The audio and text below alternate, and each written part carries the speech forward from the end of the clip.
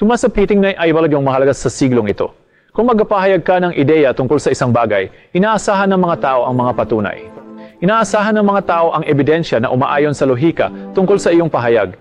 Kaya kailangan mong kumbinsihin ang mga tao tungkol sa iyong ideya. Ang pagkamakatwiran ng pahayag ay talagang mahalaga, lalo na sa kasalukuyan. And todos tienes produsumos religion en frusta Islam. En su puntos to posi in connection ay Risale y Nur.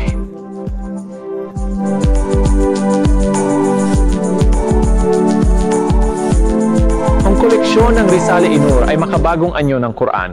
Maaari mong sabihin itong interpretasyon o paliwanag o komentaryo ng Quran at Islam na isinulat ni Bediüzzaman Said Nursi sa gitna ng ika-20 siglo sa Turkey. Sa katunayan, marami ng mga tagapagpakahulugan ng Quran, ngunit ang koleksyon ng Risale y Nur ay inihanda ayon sa kaisipan ng kasalukuyang panahon.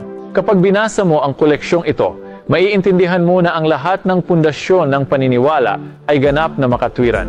Napakahalaga nito dahil ang mga halaga ng relihiyon ay bumababa nitong nakalipas na 2 siglo dahil sa mga pag-unlad ng siyensya. Tumaas ang bilang ng mga ateista at materialista. And the katunayan, siyom the eksisadik sa lukyan, lalo na sa kanlurang mundo. Ngunit pinatunayan ni Bediüzzaman sa The Resounder Connection na ang kabanghamanghang mga tuklas ng agham tungkol sa pagkilos ng sansinukob ay sumusuporta at nagpapalakas sa mga katotohanan ng relihiyon. Pagpakitanyandi sa natuklas ng makabagong agham at ay tumutundustubay tayo na paniniwala sa Islam. Siksibir, gusto tuklas ng makabagong agham at ay tsundo sa Islam. Hindi ko sinabi na ang filosofiya ng agham ay tugma sa Islam. Mahalaga ang pagkakaibang ito at sa tingin ko tatalakayin natin ito sa mga susunod na video, inshallah.